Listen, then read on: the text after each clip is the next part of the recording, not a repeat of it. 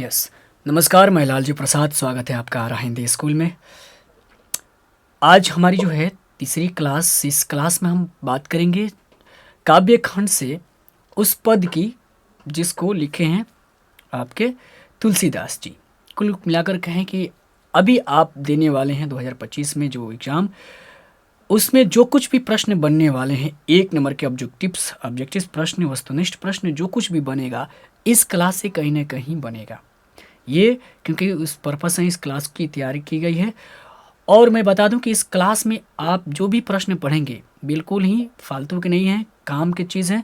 दूसरा, इस क्लास में सबसे इम्पोर्टेंट चीज़ ये है कि इस क्लास के अंतिम में हम बात करेंगे उन प्रश्नों पर जो इस बार आपकी परीक्षा में कहीं ना कहीं वो आने वाले हैं। तो आप धैर्य के साथ इस क्लास को देखिए। ऑब्जेक्टिव प्रश्न को करने के बाद, वस्तुनिष्ठ प्रश्न को करने के बाद हम बात करेंगे लघु उत्तरीय पर, फिर बात करेंगे दीर्घ उत्तरीय पर। ठीक है, कि कौन कौन से आप प्रश्नों को तैयार करके जाएं ताकि आपको परीक्षा में बैठते वक्त ही धड़ाक से आप उसका जवाब कर पाएँ। ठीक है, तो चलिए क्लास की शुरुआत करते हैं। तब तक मैं बता दूं कि आप एक काम तो ज़रूर ही कर लीजिएगा कि अगर स्पीड बढ़ाकर देखनी हो तो ज़रूर बढ़ाकर देख सकते हैं, कोई दिक्कत नहीं है। आपको बस समझ में आना चाहिए। आप इसे अपने यूट्यूब में वहाँ पर एक डाउनलोड होता है, वहाँ डाउनलोड कर सकते हैं, या नहीं कर सकते तो कम से कम चैनल को सब्सक्राइब कर लीजिए तब तक के लिए, जब तक आप एग्ज़ाम दे रहे हैं। ठीक है, अपना प्यार जरूर दीजिएगा। फिलहाल पढ़ते हैं क्या है। पहला नंबर सवाल, तुलसीदास के बचपन का नाम बताना है। ये सवाल बेहद बहुत खूबसूरत भी है और ये ज़रूरी भी है। बचपन का नाम आपको मालूम है, राम बोला, श्याम बोला, हरि बोला, शिव बोला। देखिए, किसी न किसी राइटर का अगर बचपन का नाम अगर दिया हुआ है आपके पाठ्य पुस्तक में तो उसको खास कर आप ज़रूर याद रखिएगा। ठीक है, तो देखिए तुलसीदास को बचपन में क्या कहा जाता था? राम बोला कहा जाता था। ठीक है, इनका बचपन का नाम क्या है? राम बोला। आंसर ई हो जाएगा। दूसरा नंबर प्रश्न देखते हैं। 2 नंबर प्रश्न है, तुलसीदास का अस्थाई निवास कहाँ है? मैं बता दूं कि इस चैनल पर अगर विजिट करेंगे, आप प्ले लिस्ट में जाएंगे तो वहाँ पर जितने भी राइटर आपके पाठ्य पुस्तक में है ना, सबको एक जगह कहाँ जन्म स्थान है, उसका जन्म स्थान क्या है और कौन से वो किस युग में आते हैं, किस कालखंड में आते हैं, ये भी तक मैंने मेंशन करते एक चार्ट में बनाया होता है। जाइए वहाँ पर देखिए, क्लास को पूरी तरह देखिए। नहीं देखना है तो वहाँ से केवल उसका स्क्रीनशॉट लेकर सेव कर लीजिए और फिर कॉपी पर नोट कर लीजिए, या फिर उसे प्रिंट आउट करके दीवार पर चिपका दीजिए। जैसा आपको करना है, लेकिन करिए ज़रूर। वहाँ से 5-7 नंबर के प्रश्न आपके सीधे बनेंगे मेरे भाई। ठीक है, तुलसीदास का स्थायी निवास बताना है। स्थायी निवास यानी जहाँ अब वो रहने लगे थे लगातार। जैसे आपका होता है ना, एक होता है स्थायी निवास, एक आप अभी रह रहे हैं। ठीक है, एक होता है जन्म स्थान, जहाँ आपने जन्म लिया हुआ है। तो स्थायी अयोध्या में, काशी, सीतापुर, रामपुर। काशी में तुलसीदास जी जाकर लगातार अस्थायी निवास करने लगे थे, तो बी आंसर हो जाएगा। ठीक है, नेक्स्ट प्रश्न देखते हैं। तीसरा नंबर, 3 नंबर प्रश्न है, तुलसीदास का मूल निवास। मूल निवास यानी वो निवास जहाँ पर जन्म व्यक्ति लेता है, फिर वहाँ से कहीं दूसरे जगह, यानी पैतृक निवास जिसको बोलते हैं, और फिर दूसरे स्थान तक वो चला जाता है। तो मूल निवास ये है उनका, सिही, काशी, सीतापुर, राजापुर। तो आपको बताना है कि कौन सा है स्थान। सिही किसका है? सिही आपको मालूम है, सूरदास। ठीक इसके पीछे हमने एक क्लास कर लिया है सूरदास के लेकर, आप जाकर चेक करिए सूरदास के बारे में कौन कौन से महत्वपूर्ण प्रश्न है, आप देख लीजिए। सूरदास का जन्म क्या है? सिही में होता है। सूरदास का जन्म स्थान है दास, सूरदास का जन्म स्थान है सिही। काशी में जाकर ये अस्थाई निवास यानी मूल रूप से रहने लगते हैं। ठीक है, सीतापुर नहीं, ये राजापुर। राजापुर इनका डी आंसर हो जाएगा।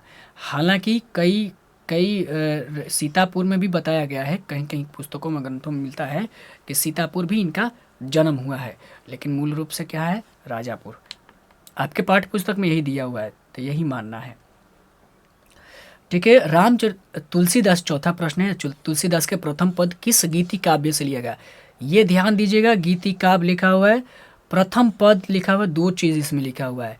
यानी आपके पाठ्य पुस्तक में 2 पद है, तुलसीदास के 2 पद, पद एक और पद 2। ये पूछ रहा है कि प्रथम जो पद है ना तुलसीदास के, वो क्या है? किस से? गीति काव्य से लिया गया है। यानी जो आंसर देंगे ये, इसमें कौन से? ये गीति काव्य, जैसे रामचरितमानस से लिया गया है, कवितावली, गीतावली, विनय पत्रिका, इस चारों में से कौन सा लिया गया है? बताइए, थोड़ा समय मैं भी दे दूँ आपको। आपको मैं बता देता हूँ, रामचरितमानस इनका सबसे प्रसिद्ध है ग्रंथ है। क्या है ये? महाकाव्य है, महाकाव्य। रामचरितमानस क्या है? महाकाव्य है। महाकाव्य उसे बोलते हैं जो किसी व्यक्ति के संपूर्ण जीवन की व्याख्या की जाती हो, ठीक है, और कई पहलुओं को लेकर व्याख्या की जाती है। तो ये कवितावली क्या है? कवितावली इनका है, ये कवितावली है, इनका एक रचना है, इनकी एक रचना है जिसमें हनुमान बाहुक, हनुमान बाहुक, हनुमान बाहुक, ठीक है, ये जो हनुमान बाहुक है, हनुमान बाहुक इसी में उद्धृत है। और ये आपको एक सवाल भी आएगा, पूछेगा हनुमान बाहुक कहाँ से लिया गया है, तो ये कवितावली का ही एक अंग है, ठीक है। गीतावली, गीतावली आपका विनय पत्रिका, आंसर इसका हो जाएगा डी, यानी विनय पत्रिका प्रथम पद जो तुलसीदास का आपके पाठ्य पुस्तक में लगा वो किस कहाँ से लिया गया है? विनय पत्रिका से लिया गया है। वो क्या है? अब विनय पत्रिका क्या है? गीति काव्य है। सवाल बने कि विनय पत्रिका क्या है, तो एक गीति काव्य है। रामचरितमानस क्या है, तो एक महाकाव्य है। गीति काव्य उसे बोलते हैं, गीति मतलब गीत, यानी उस पद को बोलते हैं, वैसे काव्य को बोलते हैं जिस पद को गाया जा सके। यानी सूरदास के जो भी पद देखेंगे ना वो गा सकते हैं, गीत के रूप में गाया जा सके। मंगल भवन है, मंगलहारी, ये भी क्या है? हम गीत के रूप में गा रहे हैं, तो वही गीत के रूप में गाने वाला। कोई दिक्कत, कन्फ्यूजन नहीं? नेक्स्ट प्रश्न बढ़ते हैं। नेक्स्ट प्रश्न है आपका 5, काशी में कितने वर्ष रहकर तुलसीदास ने विद्या अध्ययन किया, यानी शस्त्रार्थ किया, ज्ञान अर्जित किया? 15 वर्ष या 10, 15, 18, 20? आपको मालूम है 15 वर्ष तक, यानी बी आंसर हो जाएगा। कोई कन्फ्यूजन? नेक्स्ट प्रश्न बढ़ते हैं। इसलिए मैं कर रहा हूँ कि ये सारे रिकॉर्डेड क्लास होंगे, आप रोज़ जाकर चेक करिएगा, रिकॉर्डेड क्लास रेगुलर मिलेंगे। चूँकि नेट का दिक्कत है मेरे पास, हर वीडियो में मैं यही बोलता हूँ, जियो बहुत गंदा है। आइए तुलसीदास 6, तुलसीदास की माता का क्या नाम है? माता, आपको मैं बता दूं कि जितने भी राइटर आपके लगे हैं ना, कम से कम उनके माता और पिता का ज़रूर नाम याद रख लीजिएगा। 2 नंबर के प्रश्न आपके यहीं से हल हो जाना है। तो देखिए, मुनिया नहीं, मुनिया नहीं है, चुनिया नहीं है, हुलसी हाँ, फूलो हाँ, ये सी आंसर हो जाएगा। तुलसी, हुलसी, हुल, ऐसे आपको याद रखना है ट्रिक के रूप में माता, ठीक है। कोई दिक्कत? हाँ, चुनिया क्या है? तुलसीदास की जो ये चुनिया है ना, ये चुनिया बी नंबर पे जो चुनिया है, ये तुलसीदास की नौकरानी, मतलब कहें दासी कहें एक तरह से थी, ठीक है, चुनिया।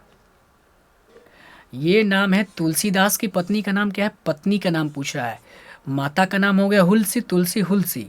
पिता ये माता का पत्नी का नाम हो गया रत, विभावरी, प्रभावली, ये गीतावली आपका बी। ऐसे देखिए थोड़ा सा ये हो गया है, ठीक है, ये बी हो जाएगा, ये सी हो जाएगा, तो आंसर आपका सी होगा। यानी रत्नावली याद रखिए, रत्न, तुलसीदास खुद ही रत्न वाले व्यक्ति हैं भाई, ये तो इनकी पत्नी रत्न मिली है, रत्नावली। नेक्स्ट प्रश्न देखेंगे आपका 8 नंबर प्रश्न पर पूछ रहा है। 8 नंबर प्रश्न है, गीतावली किसकी रचना है? गीतावली किसकी रचना है? तो कुछ इनकी जो इम्पोर्टेंट रचना है जरूर याद रखिए। कवितावली, गीतावली, विनय पत्रिका, रामचरितमानस, रामायण, बरवे रामायण, ठीक है। ये जो रामचरितमानस तो बता ही दिया, ये कुछ ऐसे रचनाएं हैं, ऐसी रचनाएं हैं जिसको आपको याद रखना है। तो ये कह रहा है गीतावली नहीं, सूरदास की, मलिक मोहम्मद जैसी, नाभादास, तुलसीदास। तो आपको मालूम है कि सूरदास का क्या है? सूरसागर, सूरसागर, सूरदास की सूरसागर, सूरसागर, सूरसरावली, साहित्य लहरी, सूरदास की। मलिक मोहम्मद जायसी की क्या है? पद्मावत, पद्मावत, पद्मावत, इनकी ये पद्मावत है। दूसरा अखरावट है, आखिरी कलाम है, इनकी रचना है। नाभादास की क्या है? भक्तमाल है और अष्टयाम है, भक्तमाल और अष्टयाम। भक्त लिख नहीं रहा हूँ, टाइम जाएगा, आप सुन लीजिए। और तुलसीदास का ही है गीतावली, आंसर डी हो जाएगा। मैं इन सारे को नाम क्यों बता रहा हूँ रचनाओं की? इसलिए मैं नाम रख रहा हूँ क्योंकि ये कहीं ना कहीं पूछे जाएंगे, आपके सवाल प्रश्न में आएंगे भी नेक्स्ट बार में, कहीं ना कहीं, इसलिए मैं बता रहा हूँ। हालांकि लिख दूंगा, लिखे रहने से आपको भी थोड़ा सा आसानी हो जाएगा, पता चलेगा। चलिए नेक्स्ट बार में करेंगे ऐसा। देखें 9 9 प्रश्न नंबर 9, गोस्वामी तुलसीदास हिंदी के कैसे महाकवि? महाकवि तो है ही, लेकिन कैसे हैं ये बताना है, विशेषता बतानी इनकी। जातीय कवि, स्वच्छंद या अंतरजातीय महाकवि या रूढ़िवादी? रूढ़िवादी नहीं है, अंतरजातीय नहीं है, स्वच्छंद भी नहीं है, जातीय ए आंसर हो जाएगा। सवाल बनेगा बताइए तुलसीदास कैसे महाकवि हैं? तो जातीय महाकवि हैं। एक होता है कि कैसे कवि हैं, तो एक समन्वयवादी कवि हैं, समन्वयवादी, ठीक है, समन्वयवादी कवि भी हैं, ये भी सवाल बनता है। नेक्स्ट प्रश्न देखते हैं 10 नंबर सवाल है, नाम लय भरे उदर एक प्रभु दासी दास कहाई। यह पंक्ति शीर्षक कविता किस शीर्षक कविता से ली गई है? देखिए ये आपके कविता से पंक्ति पूछ ली गई है। तो नाम ले भरे उदर एक प्रभु दासी दास कहाई, ठीक है, दासी दास कहाई याद हमेशा रखिएगा, जब भी पूछा जाएगा दासी दास तुलसीदास, दासी दास तुलसीदास पकड़ा जाएगा, ठीक है। कवित नहीं छपे नहीं, तुलसीदास है, ठीक है। कवित किसकी रचना है? आपके पाठ्य पुस्तक में लगा है, कवित है भूषण, भूषण याद रखना है। छप्य छपाक से न मार न ये ऐसे याद रखना, ना छपाक ना, यानी नाभादास, नाभादास किसके है? नाभादास, ठीक है, नाभादास। राइटिंग पर मत जाइएगा, लिखने में ये पेन है ना, रख के लिखने में दिक्कत होता है। तुलसीदास, ठीक है, तुलसीदास का है पद से, ठीक है, तुलसीदास के पद से। ये बताइए कि प्रथम पद से या दूसरा पद से? आंसर इसका सही होगा। आपको बताना है कि प्रथम पद से या दूसरा पद से ये पंक्ति ली गई है, तब तो मालूम चलेगी आप कविता पढ़े हैं भाई। डी नंबर सूरदास के पद, सूरदास के पद नहीं, ठीक है। अब सूरदास के पद से तो है ये नहीं है। अब बात करते हैं 12 नंबर, तुलसीदास के सर्वश्रेष्ठ महाकाव्य कौन है? यानी सबसे श्रेष्ठ महाकाव्य जिसके चलते आज दुनिया भर में कहें, भारतवर्ष में तो है ही, दुनिया के किसी भी कोने में जाएंगे, अगर तुलसीदास का नाम लिया जाए तो एक उनका जो ग्रंथ है जरूर आएगा, महाकाव्य जो है जरूर आएगा, रामचरितमानस। आप जानते हैं इसी के आधार पर तो ये सर्वचर्चित रहे हैं और रहेंगे। सी आंसर है, सी आंसर। साकेत, साकेत नहीं है, उर्वशी नहीं है, उर्वशी किसका है? रामधारी सिंह दिनकर। कामायनी किसका है? जयशंकर प्रसाद। साकेत किसका है? साकेत है आपका मैथिली शरण गुप्त, मैथिली शरण गुप्त, मैथिली शरण गुप्त की साकेत है। उर्वशी है आपका राम दिनकर, सीधे लिखता हूँ दिनकर, दिनकर, और ये प्रसाद लिखता हूँ प्रसाद, जयशंकर प्रसाद कामायनी, ठीक है। अब बात करते हैं 13 नंबर, निम्नलिखित में से कौन रचना तुलसीदास की है? यानी बताना है शिवा बावनी है, लहर है, मसला नामा है या दुहावली है। शिवा बावनी किसका है? शिवा बावनी भूषण की है, शिवा बावनी, शिवा बावनी किसका है? भूषण, भूषण की है शिवा बावनी, हाँ भूषण की है। लहर किसकी है? जयशंकर प्रसाद, जयशंकर, जयशंकर, झरना आंसू लहर, जयशंकर शंकर, ठीक है, प्रसाद, जयशंकर प्रसाद की ये रचना है, कविता संग्रह ये, ठीक है। मसलानामा नहीं मालूम है मुझे, देख लेंगे। दुहावली किसकी है? तो ये दुहावली तुलसीदास की रचना है, डी आंसर हो जाएगा। चलिए नेक्स्ट प्रश्न बढ़ते हैं।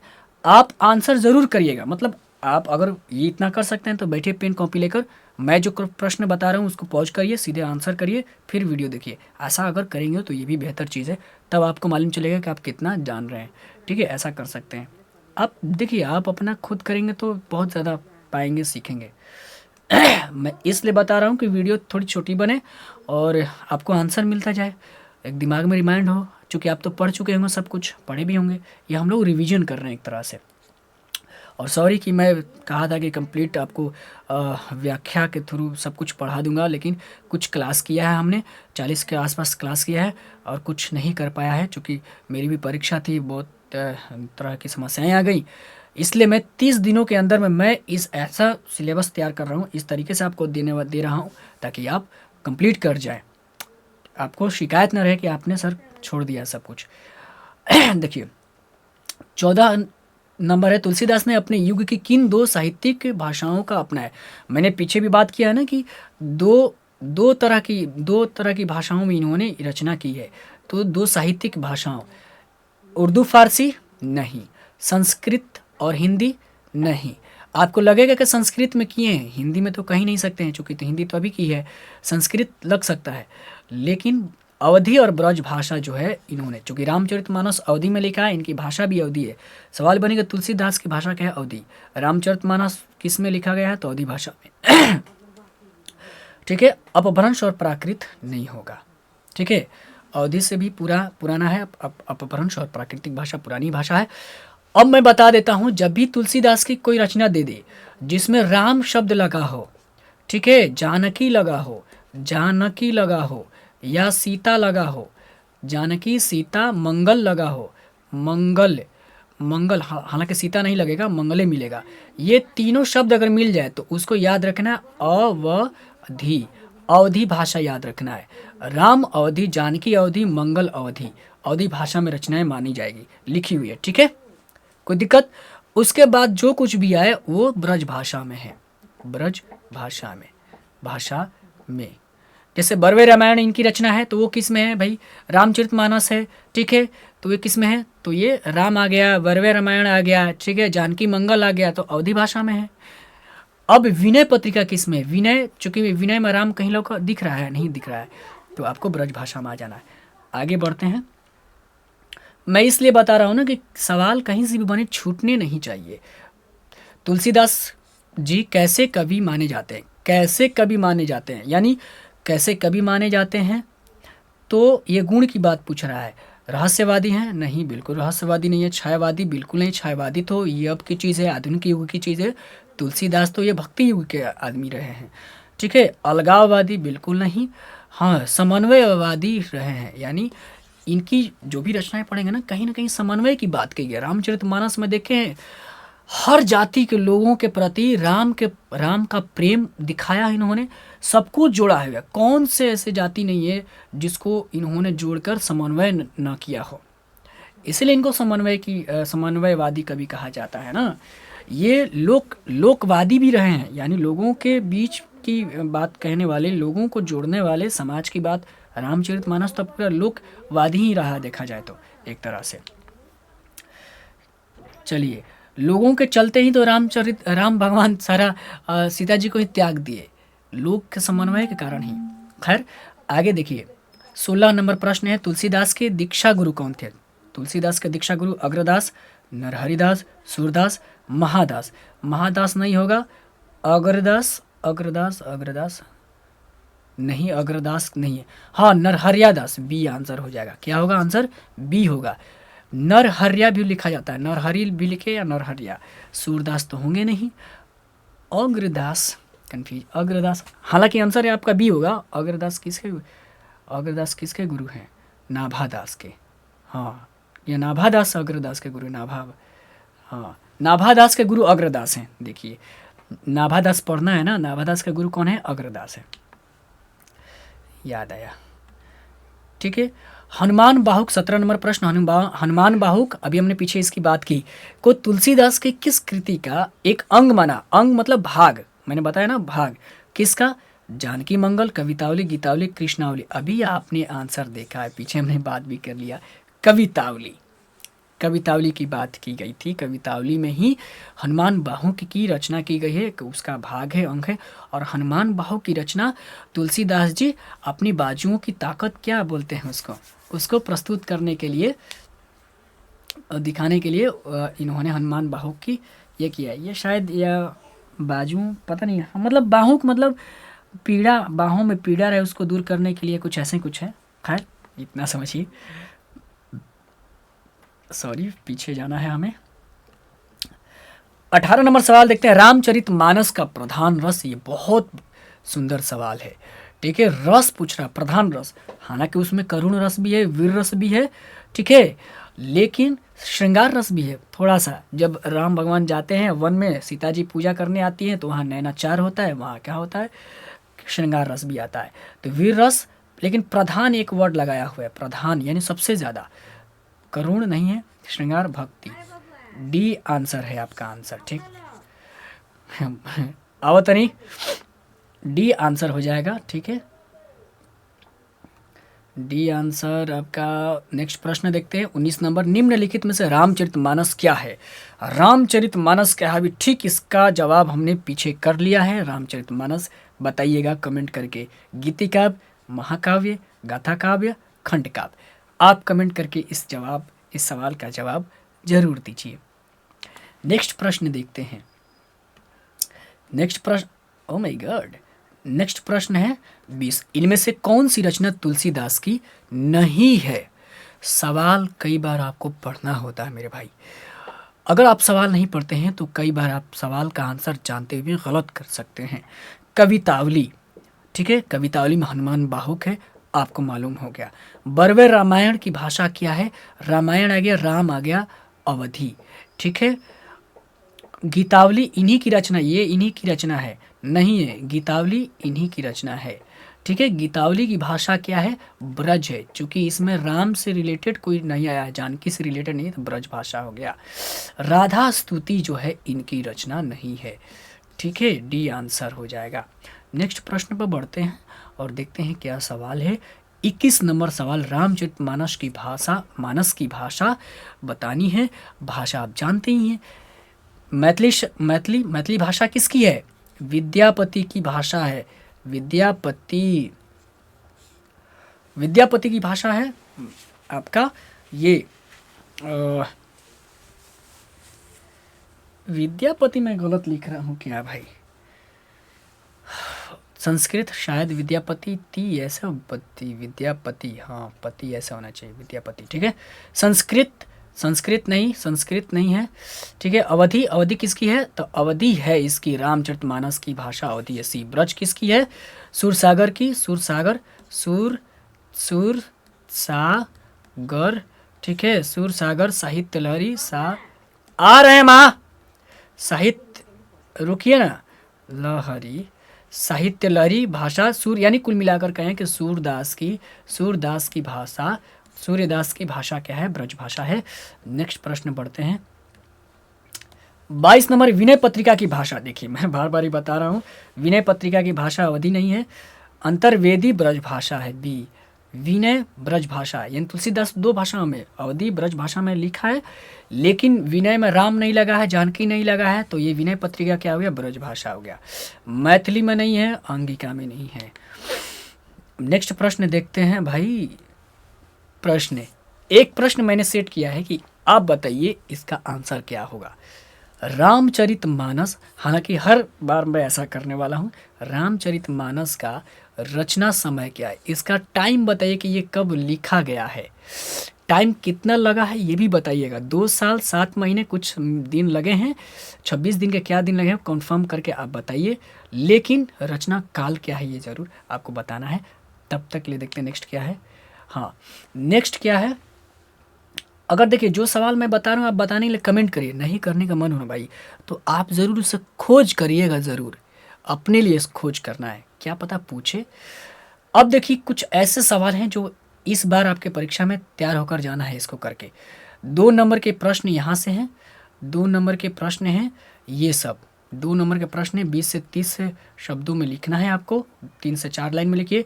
तुलसी ने अम्ब कहकर किसको संबोधित किया? ये साइंस वालों के लिए बहुत इंपॉर्टेंट सवाल है, ठीक है। अम्ब का मतलब क्या होता है? माता होता है, और माता सीता को कहा गया है, कहा है इन्होंने। तुलसी कैसी सीता नहीं होगी, यहाँ सीता होगा, ठीक है। तुलसी सीता से कैसी सहायता मांगे? वैसे ही सहायता मांगते हैं कि अपनी बात को वो राम तक पहुंचाने के लिए माँ से कहते हैं कि माँ मेरी बात को पहुंचा दोगे, तुम आपका एक भक्त है जो आपसे बात करना चाहता है, अपनी बात पहुंचवाना चाहते हैं सीता से। तुलसी सीधे राम से न कर सीता जी से क्यों कहलवाना चाहते हैं कि यही तो जानते ही आप कि कई बार होता है कि हम अपनी बात माँ से कहते हैं और माँ जाके पिता से कहती हैं ना, हम पिता से सीधे नहीं कहते हैं, यानी माँ से सीधे पिताजी बात मान जाएंगे। तो ऐसी बातें हैं, आप जाकर इस क्लास को देख लीजिएगा, मैंने सब कुछ व्याख्या करके समझा दिया है, वहाँ इसका जवाब ले लीजिएगा, लिखित भी जवाब मिल जाएगा आपको, ठीक है। चौथा नंबर, तुलसी के हृदय में किसका डर है? ये डर किसका है ये बताना है, साइंस वालों के लिए काफ़ी इंपॉर्टेंट है, हालांकि सब इंपॉर्टेंट है, आपको तैयार करके जाना है ये सवाल। कौन पूछे साइंस और आर्ट्स में कोई कह नहीं सकता है, लेकिन ये पूछेगा ज़रूर। ठीक है, ये जो मार्क किया हूँ साइंस वालों के लिए खासकर ये आएगा।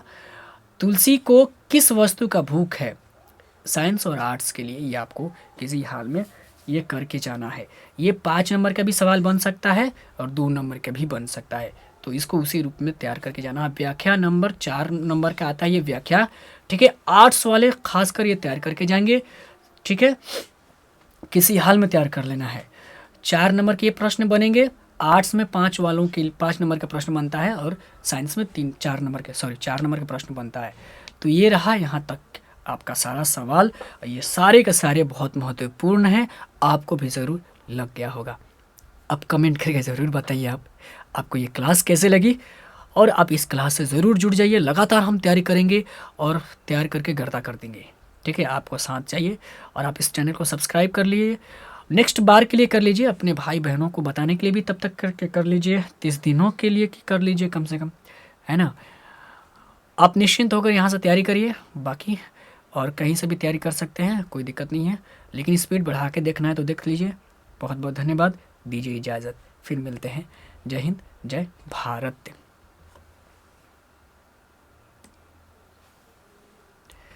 चलो एक बार फिर